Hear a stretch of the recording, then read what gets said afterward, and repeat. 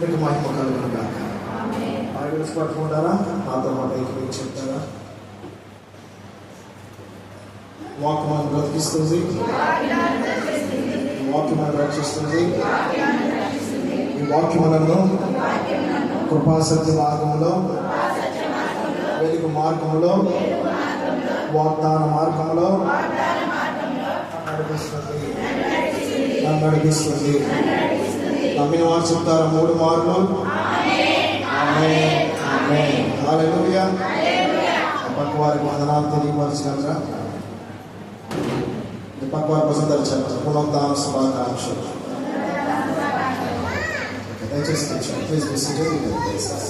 సాక్ష్యం చెప్పేవారు ఎవరంటే త్వరగా ముందుకు రావాలి, త్వరగా సాక్ష్యం చెప్పాలి.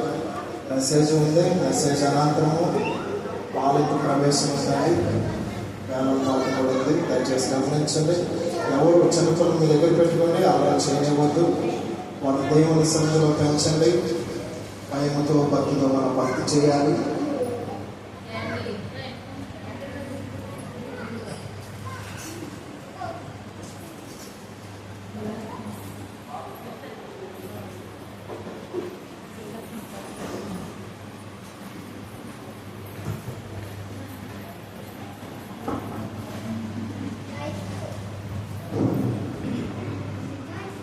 దేవునామానికి స్తోత్రములు.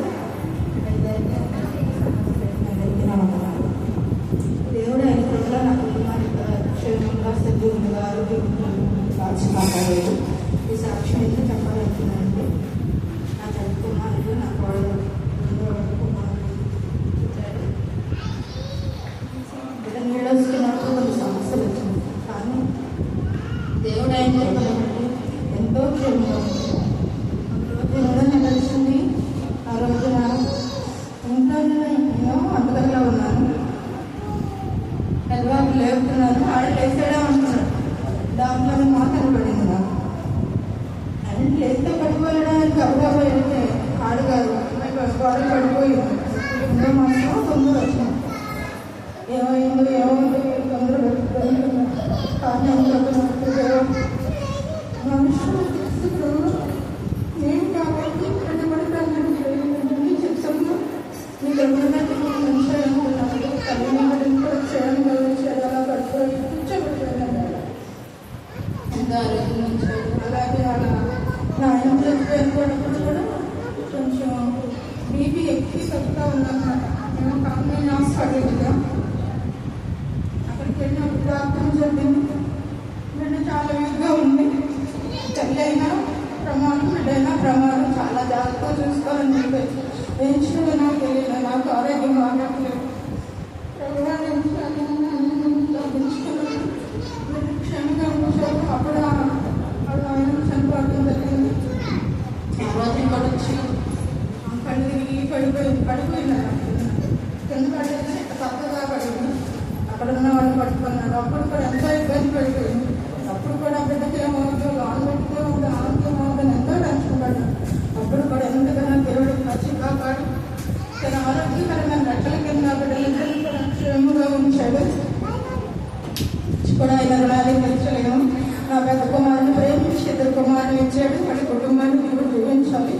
నా పెద్ద కుమారుడు కూడా ఎంతో కష్టపడి పనిచేస్తున్నాడు. ఆరోగ్యం ఎలా ఉంది ఎంతో భయపడ్డాను. దేవుడు ఆయన రెక్కల నీళ్ళు కాచి కాపాడు మంచి ఆరోగ్యం ఇచ్చాడు. అలాగే నా చిన్న కుమారుడు కూడా దేవుడు ఎంతగానో కాపాడుతున్నాడు.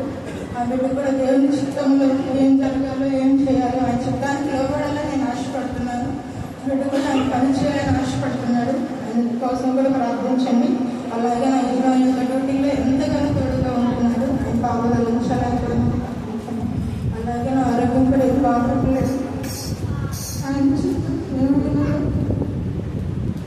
ఇలా ఉంచాడు.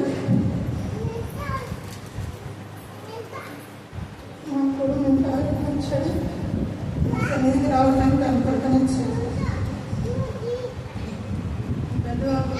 రోజులు కూడా ఎంతగానో కాచి కాపాడాడు. నా కుటుంబాన్ని కన్నడ దశగా చూపిస్తున్నాడు. దేవుని నామాన్ని తీసుకొస్తున్నాడు. బిడ్డకి 3 నెలలు వచ్చిన దేవుని మందిరాన్ని తీసుకెళ్ళాలని ఆశపడ్డాను. తీసుకొచ్చి అంతా ఆయన జరగాలని ప్రార్థించాను. సాక్ష్యం దేవుడి గురించి హస్తం అమ్మలో చదువుతారా ప్రార్థన చేద్దాం.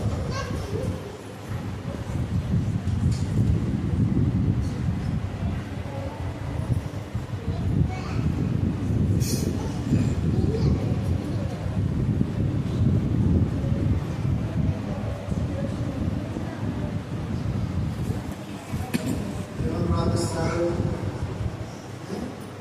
మా నాన్న చూడాలి ఒకసారి. ఏమని ప్రార్థిస్తారు?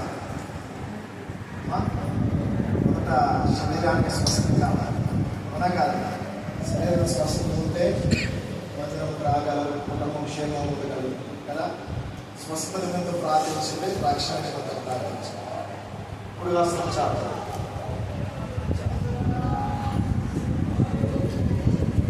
విశ్వాస సంయుతమైన ప్రార్థన ఒక రోగిని స్వస్థపరుస్తుంది. సంఘం ఎప్పుడైతే పేదల గురించి ప్రార్థించినప్పుడు చాలాసార్లు సంఖ్య బద్దలైనవి. అదే పేదలు సంఘం గురించి విశ్వాసం ప్రార్థించినప్పుడు దేవుడు కార్యం చేసుకున్నాడు. కాబట్టి హస్తం చాలుతూ అమ్మ చూడదమ్మ దేవుడు స్వస్థించులాగిన, తన బిడ్డకి రక్షణించులాగిన, తల నుంచి చేయాలన్న ప్రతి ఒక్క అనారోగ్యం నాజరుడైన యేసు నామమున స్వస్థపరచబడును గాక.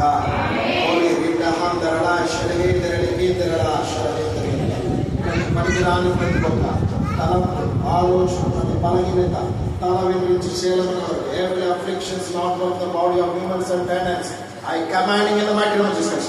Believe in the mighty name of Jesus. Believe in the mighty name of Jesus. Believe in the mighty name of Jesus. Be healed in the mighty name of Jesus. యేసు నామమున సంపూర్ణ స్వస్థత కలుగును గాక. ముఖమున సంతోషము కలుగును గాక. నీకు ఖ్యాతి కలుగును గాక. నువ్వు బ్రతికునగానే నీ బిడ్డల తరములు చూచుదువు గాక. లెబనోను దేవదారు వృక్షం వలె వర్ధిల్లుదువు గాక. ప్రార్థించిన బిడ్డలు కూడా లెబనోను దేవదారు వృక్షం వలె వర్ధిల్లుదురు గాక. వారు పువ్వు వైదురు గాక. నీవు మొక్కల వలె వారు విస్తరింపబడుదురు గాక. ఈ అభిషేకముతో నీ బిడ్డలు ఇంకులు నింపండి ప్రభు. సంఘం వేళ ప్రార్థించినప్పుడు స్వస్థతలు నీ బిడ్డల నోటి నుంచి జరుగును గాక. ఈ మాట వారి నోటిగా మీరు జ్ఞాపకం చేసుకోండి. మీరు వారి నుండి ఈ కార్యములు సఫలపరచడం యేసుగా ప్రార్థిస్తున్నాం తండ్రి.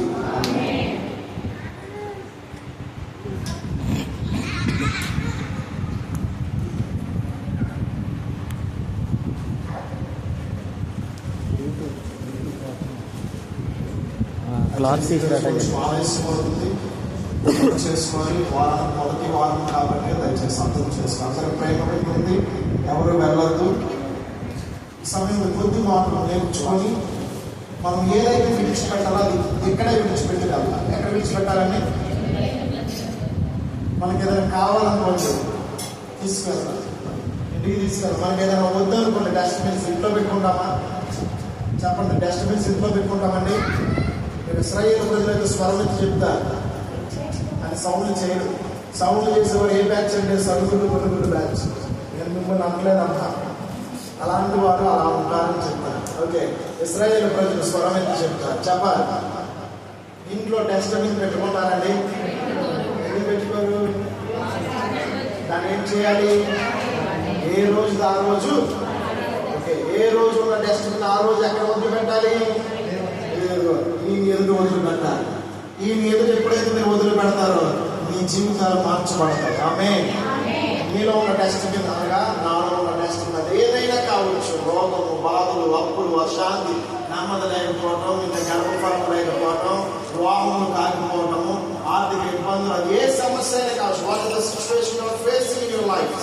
మీ జీవితంలో ఏదైతే సమస్యనో అది మీ జీవితంలో అనుభవిస్తుందో ఆ డస్ట్బిన్ అనేది ఎవరికి ఇవ్వాలి? దేవునికి ఇవ్వాలి. ఆయనకి ఇచ్చినప్పుడు మీలో ఉన్న భారమంతా ఆయన మీద మోపబడినప్పుడు మీకు స్వేచ్ఛ కలుగును గాక.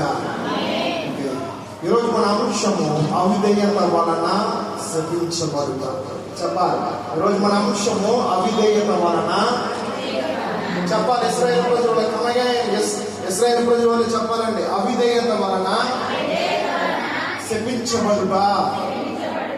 అవిధేయత వలన శపించబడుట. అది మనుషులు కావచ్చు, పశువులు కావచ్చు, నీ దగ్గర ఉన్న వస్త్రం కావచ్చు, నీ కడుపులో ఉన్నది కావచ్చు, నీ బయట ఉన్నది కావచ్చు, బాహ్యమైనది, అంతరంగమైనది, whatever it may be. Okay, అది ఏదైనా కావచ్చు, శపించబడింది.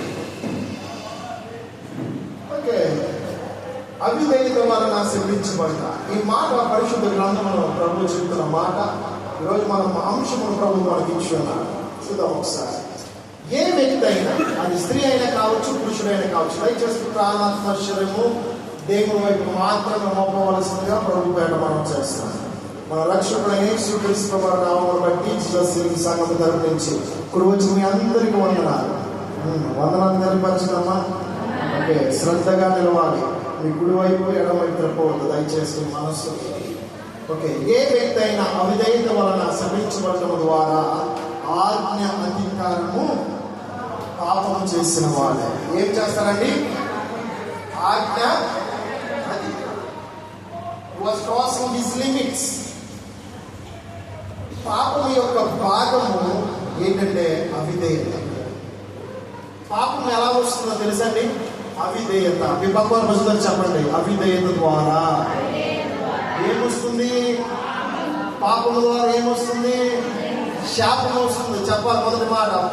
అవిధేయత ద్వారా పాపం వస్తుంది, పాపం ద్వారా శాపం వస్తుంది. మళ్ళా మొదటికి వచ్చారు. దేని ద్వారా ఏమొస్తుందండి? నెక్స్ట్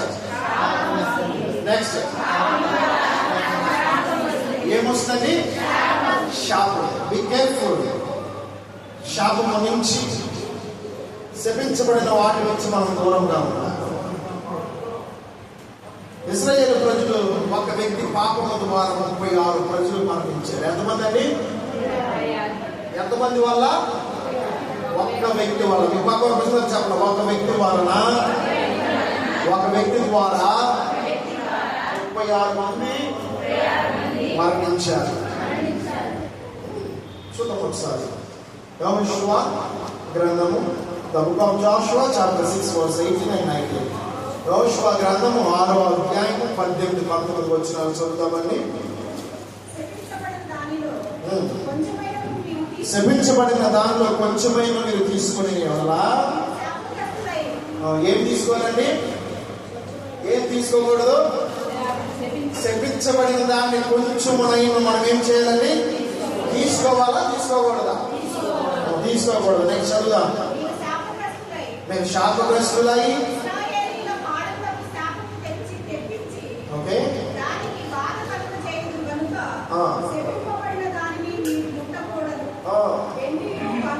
ఈ వచ్చిన మళ్ళా చూడాలి. ఈ వర్డ్ ఒకసారి. శపించబడిన దానిని, నాతో పడి చెప్తారా? శపించబడిన దానిని నేను ముట్టకూడదు. ఎవరు? కన్ఫెస్. నోటితో ఒప్పుకోండి. కన్ఫెస్ అనగా నోటితో ఒప్పుకోవాలి. ఏం చేయాలంటే శపించబడిన దాన్ని మరొకసారి నేను ముట్టకూడదు. క్షమనమ్మా. 19. అవేంటి అంటే చూద్దాం ఒకసారి. దేవుడు కండిషన్ పెట్టారు. వెండియు బంగారమును, ఇత్తడి పాత్రలను, ఇనప పాత్రలను ఎవరికి ప్రతిష్టమండి? అవి ఎవరి సొంతండి? అవి ఎవరికి సంబంధించినవండి? ఏంటి 4 వస్తువులు మరొకసారి చెప్తారా? 4 పాత్రలు. వెండి, బంగారం, ఇత్తడి, ఇవన్నీ 4 సంబంధించిన ఎవరికి? యెహోవా సృజించిన దేవునికి సంబంధించినవి. ఇవి ప్రభువుకు మాత్రమే చెల్లాలి, అది మనకు కాదు. రూల్ నెంబర్ 1 ఎవరికి ఇచ్చారు? ఎవరితో మాట్లాడారంటే నా వైపు చూడాలి దయచేసి. దేవుడైన యెహోవా యెహోషువను పిలిచి, ఈరోజు ఈ యొక్క జూన్ మాసం మన వాగ్దానం ఏంటండి? నేను మీకు ఆజ్ఞాపించున్నాను కదా, నిబ్బరము కలిగి ధైర్యము గుండము, దిగులు పడుకు జడియము, నువ్వు నడుచు మార్గమంతలో నీ దేవుడైన యెహోవా నీకు నాకు తోడైయును గాక. చెప్తారు అందరూ స్వరమెత్తి ఆమేన్. వాగ్దానం వచ్చినప్పుడు ఆమేన్ అని రిసీవ్ చేసుకున్నారు. నా ప్రియ సహోదరి సహోదరా, దేవుడు వాక్యం స్పష్టంగా యెహోషువకి ఇశ్రాయేలు ప్రజలకు ఏమని చెప్పిందంటే, అయ్యా యెహోషువ, మోషే అనంతరం ఒక వారసుడుగా నువ్వు సింహాసనము పట్టుకున్నావు. అనగా ఇశ్రాయేలు ప్రజలు నడిపించిన చూపించటకు ఒక పాత్రగా నేను వాడుకుంటాను. కాబట్టి నువ్వు దిగులు పడద్దు, జరియొద్దు, నిబ్బరము కలిగి ధైర్యము ఉండము, దిగులు పడద్దు, నేను నీకు తోడై ఉంటాను అని ఆయన ప్రభు చెప్పి ఉన్నాడు. ఆయనకే కాదండి, ఇశ్రాయేలు ప్రజలందరికీ కూడా వాగ్దానం చేశాడు. ఈ వాగ్దానం సేవకులు మాకు మాత్రమే, మనకు కూడా చెప్పాలి స్వరమైతే మనందరికీ, యెహోషువకి, ఇశ్రాయేలు ప్రజలకి, విశ్వసించిన ప్రతి ఒక్క జాతి వారికి, ఆయా 12 గోత్రములకు సంబంధించిన వారికి, ప్రతి ఒక్క 12 రాయులకి, 12 గోత్రములకి, 12 ఫలములు ఫలించిన వారికి చెబుతున్న మాట ప్రతి ఒక్కరికి వాగ్దానం చేసి ఉన్నాడు. అయ్యా నువ్వు నెంబరము కలిగి ధైర్యం ఉండండి, మీరు నా మాట వినండి అని దేవుడు రూల్ నెంబర్ మొదట చెప్పి ఉన్నాడు. ఏంటంటే ఇశ్రాయేలు ప్రజల్ని ఎర్ర సముద్రం దాటించి ఎవరిని వాడుకున్నాడండి? మోషేను వాడుకున్నాడు. ఇక్కడ మీరు చూడండి, యోర్దాను దాటించుకు దేవుడు ఎవరిని వాడుకున్నాడండి? యెహోషువను వాడుకున్నాడు. ఇక్కడ మీరు చూడాలి, యోర్దాను అనగా అక్కడ పరిశుద్ధమైన నీరుగా గుర్తుగా ఉన్నది. యోర్దాను నదిలో యేసు క్రీస్తు ప్రభువారు బాప్తిజం పొందినట్టుగా మనం చూస్తున్నాం. యోర్దాను అనే నీరుని మనం చూసినట్లా అది పరిశుద్ధపరచబడినది, అభిషేకించబడినది, ఆస్వాదించబడినది. ఇక్కడ ఎర్ర సముద్రంలో కూడా మన పూర్వీకులు దాని దాత్మకు దేవుడు శక్తినిచ్చాడు, కృపనిచ్చాడు, వారి మనోనేత్రము ఎరువుకు దేవుడు దయ చూపించున్నాడని. ఆ సమయంలో మోషేను వాడుకున్నాడు, ఈ సమయంలో ఎవరు వాడుకున్నాడని? యెహోషువను వాడుకున్నాడు. ఆ యోర్దాను నదులను దాటుటకు 6 నెలలుగా దేవుడు చేసి ఆ యోర్దాను నదులు దాటించిన తర్వాత ఇక్కడ మీరు 6వ అధ్యాయం, 7వ అధ్యాయం, 8వ అధ్యాయం ఇంటికి వెళ్ళిన తర్వాత చదవండి. ఇక్కడ టైం లేదు కాబట్టి నేను మీకు ఎక్స్ప్లెయిన్ చేయాలని ఆశపడుతున్నా. ఇక్కడ 6వ అధ్యాయం మనం చూసినట్లా దేవుడైన యెహోవా యెరికోను దాటించిన తర్వాత అక్కడ దేవుడు చెప్తున్నాడు, అయ్యా ఈ యెరికో అంతా నాశనం అయిపోవాలంటే ఈ శత్రు సమూహం నేను మీకు అప్పగిస్తాను, మీరు నా మాట వినండి. నేను కూడా మీకు ఒక మాట చెప్తున్నాను, ఇదిగో యెరికో గోడల చుట్టూ, ప్రాకారముల చుట్టూ ఎన్ని మార్లు తిరగాలి చెప్పాలి? మీ అందరూ తెలుసు ఎన్ని మార్లు అండి? 7 మార్లు కాదు, 7 రోజులు తిరగాలి. 6 రోజులు ఒక్కొక్కసారి తిరుగుకుంటూ వాళ్ళు ఏదో ఒకసారి రావాలి, రెండొకసారి. ఇది యెరికో గోడ అనుకోండి, ఇది యెరికో గోడ అనుకోండి, ఇక్కడ నుంచి అక్కడ వరకు ఒకసారి వెళ్ళాలి. ఒకరోజు అయిపోయింది, మళ్ళా వచ్చేది. ఇక్కడ ఒక్కలే తిరగట్లా ఇశ్రాయేలు ప్రజలు. ఇక్కడ దేవుడైన యెహోవా కొన్ని రూల్స్ అండ్ రెగ్యులేషన్ వాళ్ళు చెప్పి ఉన్నారు. మందసమును పట్టుకొని వెళ్ళాలి. యాజకులు లేవీయుల వంశంలో ఉన్న వారు 7 బోర్లను పట్టుకోవాలి. ఏ బోర్లు పట్టుకోవాలండి? 7 బోర్లను పట్టుకొని దేవుడు మొదటగా చెప్పిన మాట 6 దినాలు ఇలా నడవాలి. ఒక్కొక్క దినం యెరికో కూడా అనగా ఆ ప్రాకారం చుట్టూ నడుస్తూ ఉండాలి. కానీ 7వ దినము ఎన్నిసార్లు తిరగాలండి? 7 సార్లు తిరగాలి. ఎన్నిసార్లు తిరగాలండి? 1వ రోజు ఒకసారి, 2వ రోజు 2 సార్లు, అలా 6వ రోజులు ఒక్కొక్కసారి. కానీ 7వ దినము 7 సార్లు తిరగాలి. తిరిగేటప్పుడు ఏం చేయాలో తెలుసా? 7వ సారి 6 సార్లు తిరిగేశారు కదా, 7వ రోజు వచ్చింది. 7వ రోజు 6 సార్లు తిరిగేశారు. తిరిగేసిన తర్వాత ఆ మందసమును పట్టుకుని ఆ యాజకులు కావచ్చు, అక్కడ ఉన్న ప్రజలందరూ కావచ్చు తిరుగుతూ ఉండగా కేకలు వేస్తూ ఎలా చేస్తారంటే దేవునికి స్తోత్రం, దేవునికి స్తోత్రం, hallelujah, to God be the glory, hallelujah, holy spirit రిబ్లెకమ్ దరలా షెలహేందరలియా. వారి దేవుని యొక్క వారి నోరు తెరుస్తుండగా దేవుడు ఆయన ఆత్మతో నింపుతున్నాడు. వారు బిగ్గరగా కేకలు వేస్తూ ఉన్నారు, శబ్దముతో, మహా ఆర్భాటముతో. ఆ యొక్క యెరికో గోడల చుట్టూ తిరుగుచుండగా 7వ సారి దేవుడు తిరుగుమనేటప్పుడు యెహోషువ యాజకులకు అక్కడ ఉన్న వారికి చెప్పాడు, అయ్యా ఈ సమయం మీ బోర్లను ఊదుడి. 7వ మారు 7 రోజులు అక్కడ ఊదినప్పుడు అక్కడ యెరికో గోడలు ఏమైపోయినాయి? కూలిపోయాయి. ఇక్కడ 7 రోజులు 7 సార్లు గుర్తుగా 7 దినములు సృష్టి మనం చూద్దాం. హోలీనెస్ గా గుర్తుగా ఉండాలి. ఇక్కడ మనం చూద్దాం 7 అనే సంఖ్య, మీ పక్కన పుస్తకాలు చెప్పండి. 7 అనే సంఖ్య పరిశుద్ధతకు గుర్తు, ఆశీర్వాదానికి గుర్తు, శుభానికి గుర్తు. ఆమేన్. మళ్ళా మీ పక్కన పుస్తకాలు చెప్పండి, విజయం గుర్తు. ఆమేన్. ఓకే, ఈ 7 రోజులు 7 సార్లు తిరిగిన తర్వాత యెరికో గోడను దేవుడు కూల్చివేశాడు. రూల్ నెంబర్ 1 ఇక్కడే మనం చూసి ఉన్నాము. 18, 19 మనం చదువు ఏంటండి? వెండియు బంగారములను, ఎత్తడ పాత్ర, ఇనుము పాత్రలు ఈ ఎవరికి సొత్తు?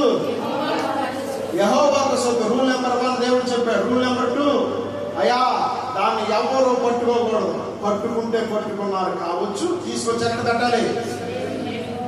దేవుని ఆవరణంలో పెట్టాలి. అక్కడే మాత్రమే మీరు పెట్టాలి. అది మీరు ఇంటికి తీసుకెళ్ళకూడదు, మీ గృహంలో పెట్టుకోకూడదు, మీరు దాల్చుకోకూడదు. కొంతమంది హెచ్చకే కోతకు వెళ్తారు కదండి. కోతకు వెళ్ళినప్పుడు కొన్ని ఏం చేస్తారంటే చెక్కులు పెట్టుకుంటారు, కట్టుకోరా? అలాంటి పనులు మీరు చెయ్యకూడదు. దేవుడు చెప్తున్నాడు, హెచ్చరిక చెప్తున్నాడు, రెండో మారు మీరు దయచేసి అలాంటి పని మీరు చెయ్యొద్దు అని యెహోషువకు ఇశ్రాయేలు ప్రజలకు చెప్పారండి. ఓకే, అయిపోయింది. దేవుడు విజయం ఇచ్చాడు. అక్కడ ఉన్న యెరికో ప్రజలందరినీ జయించే శక్తిని, సామర్థ్యమును ఇశ్రాయేలు ప్రజలకు దేవుడు తోడై ఉన్నాడు. విజయం వచ్చింది, అయిపోయింది. దయచేసి యెహోషువ గ్రంథము 7వ అధ్యాయం 1వ వచనం చదవండి. దయచేసి స్పష్టంగా త్వరగా హెల్ప్ చేయాలి నాకు. ఎవరన్నా ఒక స్పష్టంగా చదవండి. శపితమైన దాని విషయంలో ఇశ్రాయేలు తిరుగుబాటు చేసి ఎట్లనగా యోదా గోత్రములో జరాహు మనుమడును జబ్ది మనుమడును కర్మీ కుమారుడైన ఆకానును శపితము చేయబడిన దానిలో తీసుకున్నది కనుక యెహోవా ఇశ్రాయేలు మీద కోపించెను. చాలండి. ఇది కోపించడానికి ముందు ఏం జరిగిందంటే దయచేసి నా వైపు చూడాలి. యెరికో పట్టణమును జయించారు. ఎవరు జయించారు? ఎలా జయించారు? ఆరాధన చేసేటప్పుడు. ఇలా కాదు, వారు ఆరాధిస్తే ఎలా అంటే మహాశబ్దంతో చెప్పాలి. పక్కన తట్టి మహాశబ్దంతో శుద్ధి స్తోత్రం ఊరినే చేయడం. వారు శుద్ధి స్తోత్రము చేసినప్పుడు మన స్థితిగతులు దేవుడు మారుస్తాడు. ఆమె యెరికో పట్టణమును గోడలను స్థితిగతులు మార్చిన దేవుడు ఎవరండి? దేవుడు. అనగా ఆ గోడలను పడవేయ శక్తి, సామర్థ్యమును, మహాశబ్దమును బట్టి ఆ అభిషేకం వారిలో నుంచి చొచ్చబడి ఉన్న దాన్ని బయటకు రప్పించారు. మీలో ఉన్న అభిషేకం బయటకు రప్పించండి, దాచేయొద్దు. మీరు దాచిన ఎడల అపవాది మిమ్మల్ని మృంగుతాడు. దయచేసి అపవాదిని మిమ్మల్ని మృంగకూడదు, మీరే వాడిని అణిచివేయాలి. ఆమె దేవుడు లేఖన స్పష్టంగా సెలవిస్తాడు. సమాధానకర్త దేవుడు సాతానును మన పాదముల కింద శీఘ్రముగా చితకదొరికించును గాక. మరి వాగ్దానం ఇచ్చినప్పుడు మీరు ఎందుకు అపవాది చేతులకు వెళ్ళిపోతారు? అపవాది కిటికీ ఎవరిని మృంగదమా, ఎవరిని నాశనం చేయదమా అని చూస్తున్నాడు. ఎందుకని? నీలో ఉన్న వాడిని బయటకు రప్పించాలి. ఇశ్రాయేలు ప్రజలు కూడా మనలాంటి వారే, సనుగులు బనుగులు కలిగిన వారే. కానీ విన్నారు, మాట విన్నారు. దేవుడు చెప్పిన మాట 6 రోజులు 6 రౌండ్లు వేశారు. 7వ రోజు ఒక్కదానికన్నా 6 దినాలు చేసిన పని ఒక్క రోజులో ఏం చేయాలి? 7 రౌండ్లు వేశారు. కానీ ఎలా వేశారు?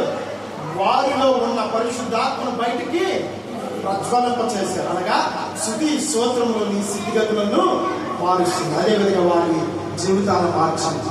యెరికోలో దేవుడు భయంకరమైన విజయం ఇచ్చాడు వారికి. అదేవిధంగా నెక్స్ట్ ప్రాంతం ఏంటంటే హాయి. మీ పప్ప చెప్పండి, హాయి. హాయి అంటే హాయి అని కాదండి, ఈ పట్టణం పేరు. యెరికో అనే పట్టణం ఎలాంటిదో, యోర్దాను నది దాటి వచ్చిన తర్వాత యెరికోలో ఉన్న ఆ ప్రజలను, ఆ యొక్క రాజును జయించారు. నెక్స్ట్ మీరు ప్రాంతం ఎక్కడికి వెళ్ళాలి? హాయిలోకి వెళ్ళాలి. హాయికి వెళ్ళినప్పుడు మీకు ఒక మాట చెప్పాలని ఆశ్చర్యపడుతున్నా.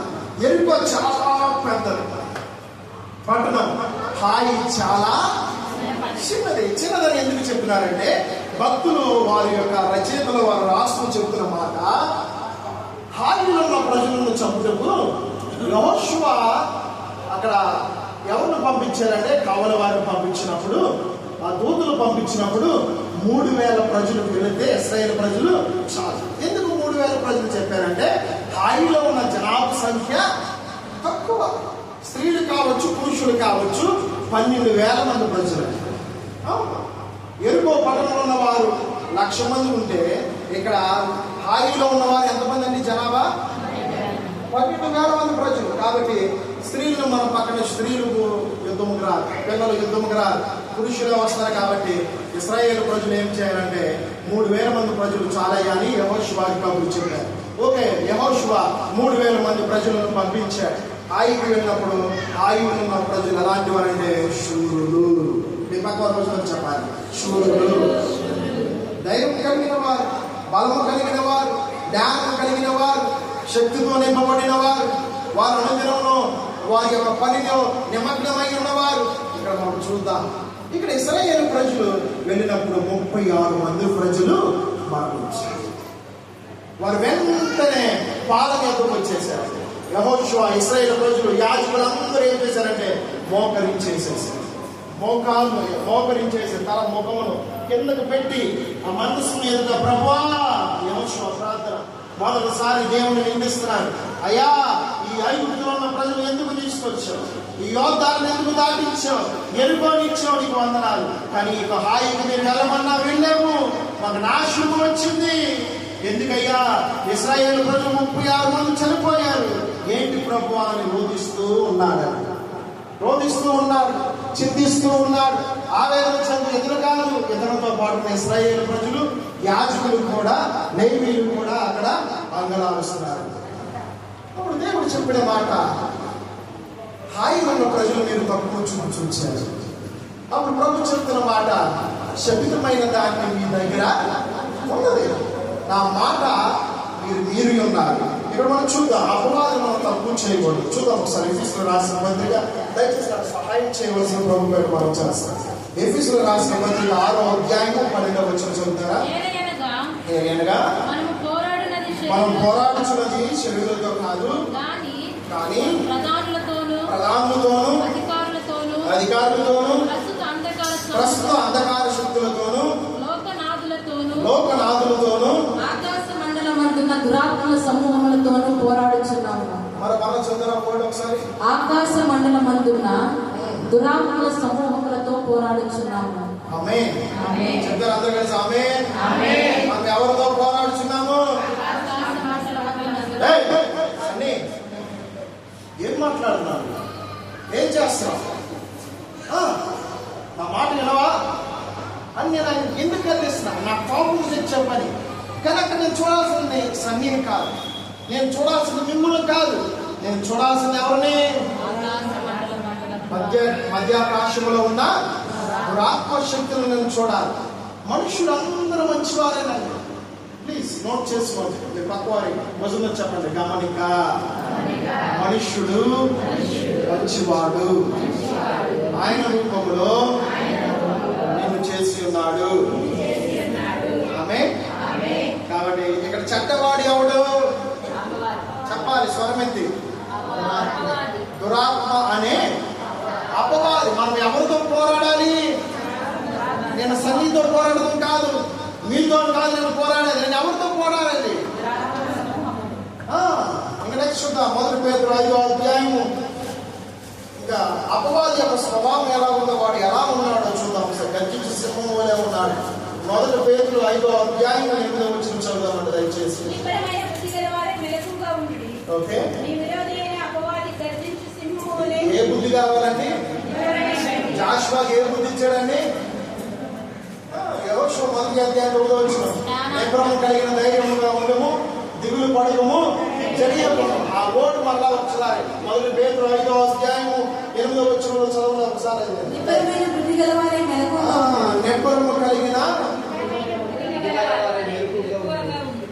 ఈ ఆత్మ ఏమంటుందంటే జ్ఞాన ఆత్మ పూర్ణము కలిగిన వారికి మాత్రమే. ఆమేన్. మీ పక్క పుస్తకాలు చెప్పండి, జ్ఞాన ఆత్మ పూర్ణము కలిగిన అభిషేకము నీకు కావాలి, నాకు కావాలి. ఆమేన్. ఈ కలిగిన వాడు ఎవరంటే యెహోషువ. యెహోషువను గురించి మరొకసారి మనం జ్ఞాపకం చేస్తాం. నిబ్బరము కలిగిన ధైర్యము కలిగిన వ్యక్తి. నెక్స్ట్ మనం చదువుదాం, అపవాదం మనం తప్పు చేయకూడదు. చదువుదామమ్మా, ఇందులో వచ్చిన ఒకసారి. నిబ్బరమైన బుద్ధి గల వారి మెలకుగా ఉండి, నీ విరోధి అయిన అపవాది గర్జించు సింహము వలె ఎవరిని మృంగుదునా అని వెలుగుచూ తిరుగుచున్నాడు. లోకమందున మీ సహోదరులు యందు ఈ విధమైన శ్రమలే నెరవేర్చుకోవాలి. అపవాది ఎలా ఉన్నాడండి? గర్జించు సింహం వలె ఉన్నాడు. మనం ఏం చేయాలి? చెప్పాలమ్మా, చెప్పాలన్నా. మనం ఏం చేయాలి? పారిపోవాలా? నువ్వు ఆత్మతో నింపబడుతూ నువ్వు నిద్రిస్తూ ఉండగా ఒక దురాత్మ ఎంతకు వచ్చింది, వాడు నిన్ను హాని చేయడం చూస్తున్నప్పుడు నువ్వేం చేయాలి? ఆత్మ సిద్ధముగా ఉండాలి. శరీరము సిద్ధము లేదు, కానీ ఆత్మ మాత్రము ఎల్లప్పుడూ సిద్ధమే. కాబట్టి నీ యొక్క ఆత్మని యాక్టివేట్ చేయాలి. పరిశుద్ధాత్మ దేవుని ఆహ్వానించాలి. ఆ కలలో అపవాదిని ఎద్దుకొచ్చినప్పుడు వాడిని జయించాలి. అపవాది గర్జించు సింహాలని ఎద్దుకొచ్చినప్పుడు వాడిని జయించే శక్తి సామర్థ్యం నా ప్రభు నీకు ఇచ్చును గాక. సంసోను గర్జించు సింహం వచ్చినప్పుడు ఏం చేశాడు? చీల్చి పక్కన పడవేశాడు. దావీదు ఏం చేశాడు? గర్జించు సింహం మరలా వచ్చినప్పుడు చీల్చి పక్కన పడవేశాడు. ఎందుకు?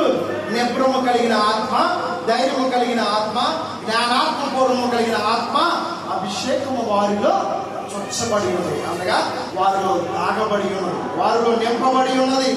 నా ప్రియ సంగమా, నా ప్రియ జనాంగమా, నా ప్రియ స్నేహితులారా, ప్రభు మీతో నాతో చెబుతున్న మాట, అపవాదిని జయించాలి. ఈ హాయి పట్టణంలో ఉన్న ప్రజలను కూడా ఇశ్రాయేలు ప్రజలు తక్కువ చూశారు. 3,000 మంది ప్రజలు జనాభాతో వెళ్ళారు. ఎంతమంది చనిపోయారండి? 36 మంది ప్రజలు చనిపోయినప్పుడు యెహోషువ ఇశ్రాయేలు ప్రజలు యాజకులు అందరూ కలిసి కన్నీరు మున్నీరై ఏడుస్తూ ఉండగా దేవుడు చెబుతున్న మాట, అయ్యా మీరు ఆజ్ఞ అధికారం మీరి పాపం చేసి ఉన్నారు, అవిధేయత చేసి ఉన్నారు. ఒక్కడు చేసిన పాపం 36 మంది ప్రజలు చనిపోయి ఉన్నారు. కాబట్టి అవిధేయత మనలో ఉన్నప్పుడు అది విడిచిపోవాలండి. పరిశుద్ధాత్మ శక్తిలో ఎప్పుడైతే నేను నింపబడతామో నిత్యం ఆయన మీద ఆధారపడతాం. ఆమేన్. పరిశుద్ధాత్మ శక్తిలో నింపబడిన వాడు ఎవరి మీద ఆధారపడతారండి? కాబట్టి ప్రభు ఆత్మ సమీపంగా ఉంది అని లేఖనం సెలవిస్తుంది. అంతేకాని దినంలో ఒక్కొక్కరి మీద ఆత్మ అల్లాడుచున్నది. మీరు దాన్ని రిసీవ్ చేసుకోండి. నా వల్ల కాదనే ఉంటుంది. మీకు ఒక యథార్థమైన మాట జరిగిన సందర్భం చెప్పాలని ఆశపడుతున్నా. 1,00,000 మంది ప్రజలు ఒక క్యాంపస్ ఇలాగ మీటింగ్ పెట్టారండి. మీటింగ్ పెట్టినప్పుడు 1,00,000 మంది ప్రజలు పైగానే వచ్చి ఉన్నారు. వచ్చినప్పుడు అక్కడ ఒక సాక్ష్యం ఏమనంటే, ఆ శాపలు చెబుతున్న మాట, అక్కడ హీలింగ్ సర్వీస్ జరుగుతుంది, స్వస్థత సర్వీస్. అక్కడ వచ్చినప్పుడు ఒక వ్యక్తి చెబుతేవాడు. ఎలాంటి వాడండి? దేవుడు నమ్మిన వాడే, విశ్వాసులే, ప్రార్థిస్తాడు, 3 మార్లు ప్రార్థిస్తాడు, వాక్యం ధ్యానిస్తాడు. ఆ సేవకుడు చెప్పిన మాటకి అక్కడ ఆయన స్వస్థత రాలా. అందరికి వచ్చింది, కానీ ఆయన అనుకుంటున్నాడు నాకు స్వస్థత రాలేదని. మళ్ళా ఆ సేవకుడు దగ్గరికి వచ్చి అడుగుతున్నాడు, అయ్యా సేవకుడా, ఇప్పుడున్న వారందరికీ స్వస్థత వచ్చిన పక్షపాతము లేకుండా దేవుడు నాకు ఎందుకు పక్షపాతము చూపించాడు? నేను ఏం అన్యాయం చేశాను? నేను 3 మార్లు ప్రార్థించడం తప్ప, వాక్యం ధ్యానించడం తప్ప, ఇదిగో ఉపవాసం ఉండటం తప్ప, ఇదిగో ఇతరులకి నేను ఆహారం ఇచ్చడం తప్ప, ఇది ఏ విషయంలో నేను జారిపోతున్నాను? నీకు అడ్డుగానే ఉన్నాను కదయ్యా. ఇదిగో నాకు ఈ చెవిటి సమస్య అనేది ఉన్నది అంటే, నువ్వు నమ్మి ఉన్నావా? నేను నమ్మి ఉన్నాను. సరే, అతను నమ్మి ఉన్నాడని చెప్పిన తర్వాత వెళ్ళిపోయాడు. సరే, నువ్వు పరీక్షించుకోవాలి. ఇతను ఏం చేసి ఉన్నాడంటే, సేవకుడు ఎందుకు ఒక మాట చెప్పాడు. ఏమని చెప్పాడంటే, నీకు స్వస్థత శీఘ్రంగా వచ్చునుగాక. ఆమె అని వెళ్ళిపోయాడు. వెళ్ళిపోయిన తర్వాత రోజు బ్రదర్ మాట్లాడుతున్నాడు, నాకు వినపడట్లా. సిస్టర్ మాట్లాడుతుంది, నాకు వినపడట్లా. ఆ సమయంలో ప్రార్థిస్తూ ఉండగా సేవకుడి మాటలు గుర్తొచ్చింది. నువ్వు నమ్ముతున్నావా? చెప్పడం విన్నాడు. అడగండి, నువ్వు నమ్ముతున్నావా? నమ్ముతున్నాను అన్నాడు. నమ్ముతున్నాను ఆ వ్యక్తి చెప్పిన మాట. ఇతను ఏం చేశాడంటే, మరలా సేవకుడు, అయ్యా ఇదని పరిస్థితి అంటే, నువ్వేం చేయాలంటే, నువ్వు నమ్ముతున్నావు అని చెప్తున్నావు కదా, మరి నీకు చెవుడు పోయిందని నమ్ము. సరే, ఈ మాట తీసుకుని వెళ్ళి తన స్నేహితులు కూడా వచ్చి అడుగుతున్నారు, అయ్యా నీకు వినపడుతుందంటే, వినపడకపోయినా వినపడుతుందని చెప్పాడు. 1వ రోజు అయిపోయింది. 2వ రోజు ఒక అమ్మ వచ్చింది, అయ్యా వినపడుతుందంటే వినపడుతుందని చెప్పి. 3వ రోజు, 4వ రోజు, 5వ రోజు, 6వ రోజు అయిపోయింది. 7వ రోజు తానంతరకు తానే వినగలిగే శక్తిని దేవుడు ఇచ్చి ఉన్నాడు. ఆమేన్. ఎందుకు ఇలా వచ్చింది చెప్పండి? నమ్మాలి. మీ పాప పుస్తకం చెప్పండి, నమ్మాలి. విధేయతతో కూడిన భక్తి ఆశీర్వాదం వైపు నడిపిస్తుంది. ఆమేన్. ఎందుకు ఇతనికి వచ్చిందంటే, 6 రోజులు తను ఏం చేస్తున్నాడు? మీరేమని అడుగుతున్నారు? మీకు వినపడుతుందా? వినిపించకపోయినా ఏమని చెప్తున్నాడు? ఏం మాట పలుకుతున్నాడు? ఏం పలుకుతున్నాడు చెప్పాలి మీరు. కీడు పలుకుతున్నాడా? నష్టము పలుకుతున్నాడా? చెప్పండి. పాజిటివ్ వర్డ్స్, కృప కలిగిన మాటలు, ఉప్పు వేసిన మాటలు, ఆశీర్వదించబడిన మాటలు చెవిటివాడైనప్పటికీ నాకు యేసు నామమున ఈ చెవులు తెరవబడును గాక, యెఫ్తా తెరవబడును గాక అని తను ఏ విధంగా అంటే, ఇతను సాక్ష్యం ఇచ్చినప్పుడు తను కూడా సాక్ష్యం వినపడకపోయినా వినిపిస్తుందని 6 రోజులు చెప్పారు. చివరికి 7వ దినం నుంచి ఆటోమేటిక్ గా ఏం చేయాలి? ఇప్పుడు దీని సారాంశం మనం చెప్పాలి. ఏం చేయాలండి? విశ్వాసం ఉండాలి. ఇతరులో భయం ఉంది, భక్తి ఉంది. కానీ ఇక్కడ ఏంటంటే అవిధేయత. నమ్మలా నమ్మకపోవడం ఏమొస్తుందంటే అవిధేయత వస్తుంది. అవిధేయత నేను ఏం చేస్తుందంటే పాపంలోకి తీసుకెళ్తుంది. పాపం నేను ఏం చేస్తుందంటే శాపగ్రస్తులుగా మారుస్తుంది. హాయి పట్టణంలో ప్రజలు ఎద్దకు వెళ్ళినప్పుడు వారు బహుశూరులుగా శౌర్యము కలిగిన వారిగా ఉన్నప్పుడు ఇశ్రాయేలు ప్రజలు 36 మంది అంత మార్చబడినప్పుడు మత సమయంలో వచ్చి యెహోషువ ఇశ్రాయేలు ప్రజలు అందరూ అంగలారుస్తూ రోదన చేస్తున్నప్పుడు దేవుడు చెప్పిన మాట శబ్దమైన దాన్ని మీరు కొట్టి ఉన్నారు. దయచేసి యెహోషువ గ్రంథం 7వ అధ్యాయం 6 వచ్చినాలు చదువుదామండి. యెహోషువ తన బట్టలు చింపుకొని తాను ఇశ్రాయేలీయుల పెద్దలను సాయంకాలం వరకు యెహోవా మందసము ఎదుట నేల మీద ముఖములు మోపుకొని తమ తలల మీద ధూళి పోసుకొని